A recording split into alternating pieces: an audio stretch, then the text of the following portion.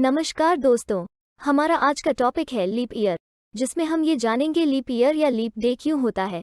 दूसरा, leap month केवल फरवरी ही क्यों चुना गया। और तीसरा, लीप डे या लीप ईयर को हमारे कैलेंडर में ऐड करना क्यों जरूरी है। हमारा पहला सवाल था, लीप ईयर या लीप डे क्यों होता है। पृथ्वी को सूर्य की एक परिक्रमा पूरी करने में लगभग 365 दिन 6 घंटे का समय लगता है। इन 6 घंटों को 4 साल तक ऐड करने से 24 घंटे हो जाते हैं। हम जानते हैं कि 24 घंटे एक दिन के बराबर होते हैं।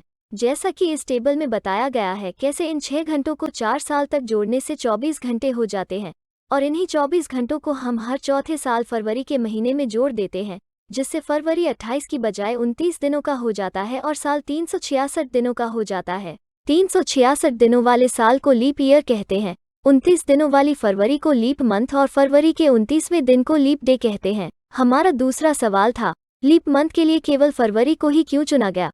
इसका जवाब जानने से पहले हमें ये जानना होगा इक्विनॉक्स क्या होता है। वर्ष के वो 2 क्षण जब दिन और रात की लंबाई बराबर होती है, इन्हीं क्षणों को इक्विनॉक्स कहते हैं। उत्तरी गोलार्ध में इक्विनॉक्स 20 या 21 मार्च को होता है। दक्षिणी गोलार्ध में यह 22 या 23 सितंबर को होता है। तो 713 ईसा पूर्व में रोम के राजा नुमा पोम्पिलियस ने एक नया कैलेंडर पेश किया, जिसके अनुसार नया साल इक्विनॉक्स की शुरुआत के साथ मार्च से शुरू होगा और फरवरी साल का आखिरी महीना होगा। साल का लास्ट मंथ होने के कारण वे इक्विनॉक्स के आने तक वे फरवरी में लीप डे को जोड़ते थे, ताकि वर्ष का पहला दिन हमेशा एक मार्च ही हो। समय के साथ कैलेंडर में कई बदलाव हुए और अंततः फरवरी साल का दूसरा महीना बन गया। हालांकि हम अभी भी 713 ईसा पूर्व से लीप डे के एडजस्टमेंट के लिए फरवरी का ही उपयोग कर रहे हैं। नीचे दिए गए कैलेंडर में आप देख सकते हैं, 1 मार्च से ही नया साल शुरू हो रहा है और इक्विनॉक्स भी। दोस्तों, हमारा तीसरा सवाल था, लीप डे या लीप ईयर को हमारे कैलेंडर में ऐड करना क्यों जरूरी है। कैलेंडर में लीप डे को जोड़ने से ऋतुएं, सूर्य के चारों ओर पृथ्वी की परिक्रमा और हमारे कैलेंडर तीनों में पूर्ण कोऑर्डिनेशन बना रहता है। अगर हम इस 6 घंटे को कई सालों तक अनदेखा करेंगे तो हमें बड़ी उलझन का सामना करना पड़ेगा। लीप डे को अपने साल में ना जोड़ें तो यह कोई बड़ी बात नहीं लगती। एक साल में 8760 घंटे होते हैं। 6 घंटों को नज़रअंदाज करने से छोटे अंतराल में कोई बड़ा असर नहीं होगा, लेकिन ऐसा 120 सालों तक करने से हम 30 दिन पीछे चले जाएंगे और 360 सालों में 90 दिन। ऐसा करने से हमारी ऋतुओं और कैलेंडर का कोऑर्डिनेशन बिगड़ जाएगा।